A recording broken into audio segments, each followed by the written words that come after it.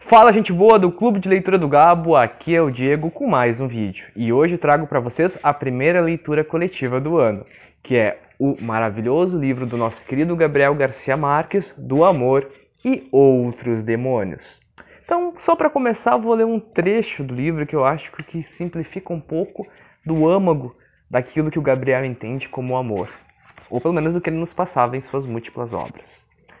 Disse que o amor era um sentimento contra a natureza, que condenava dois desconhecidos a uma dependência mesquinha e malsã, tanto mais efêmera quanto mais intensa. Ou seja, o amor era esse sentimento mesquinho que obrigava dois desconhecidos a viver uma vida sem nenhum tipo de valor, ou nenhum tipo de bem mútuo ou em termos de conquista coletiva para ambos, e simplesmente algo que fazia duas pessoas estranhas se amarrarem e se obrigarem a viver de maneira bastante questionável ao longo de sua vida.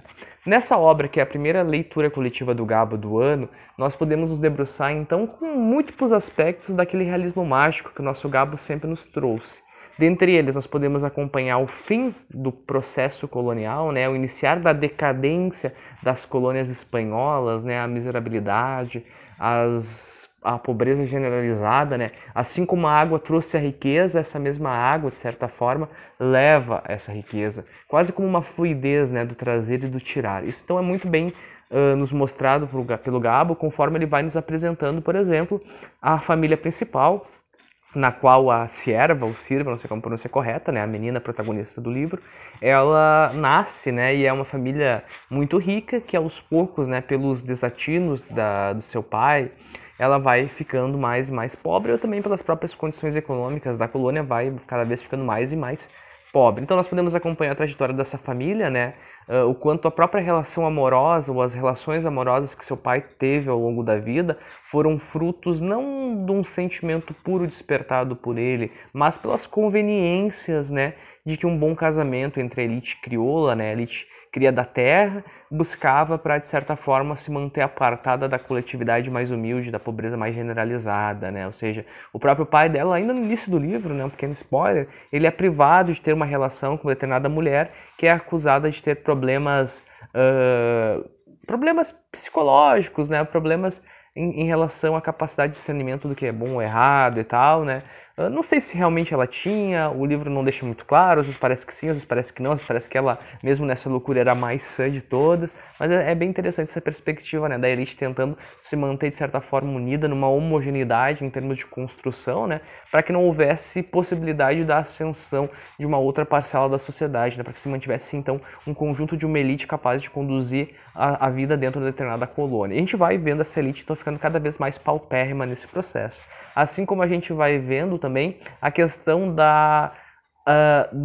conforme elas se pauperizam, né, conforme elas ficam pobres, elas vão se agarrando cada vez mais à fé. Uma fé que já é um processo de sincretismo muito complexo, né? Então a gente vê ali a questão das religiões afro-americanas, né, em conjunto também com a própria religião católica. A gente vê daí também toda a questão também da própria, podemos assim dizer, do próprio processo de inquisição, né, da Inquisição na América, né, das acusações levianas sobre quem estaria ou não possuído, né, é interessante a gente ver que em determinado momento do livro a gente vê uma personagem que é acusada, por exemplo, né, de estar com um demônio, e a gente vê como as coisas aconteceram na chegada dela em determinado lugar. E depois nós vemos a interpretação daqueles fatos por outras pessoas que ali não estavam.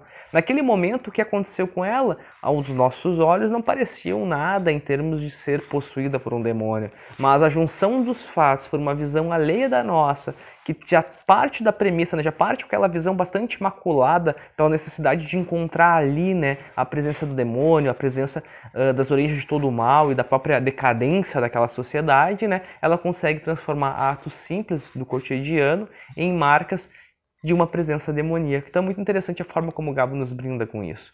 E sobretudo, eu acho que o livro nos traz a melancolia do amor não vivido e do amor vivido, né? Ou seja, das pessoas que tiveram, mas não aproveitaram e não viveram aquilo que tiveram. E das pessoas que não puderam ter, seja pelas convenções sociais, seja pelas imposições autoritárias da própria determinação econômica. Foi só uma generalização do que eu achei da obra. Claro, leitor, você pode ter outra visão, né? Mas espero que tenham gostado. Não se esqueçam de curtir esse vídeo, compartilhar e se inscrever aqui e lá no Instagram. Até a próxima, pessoal!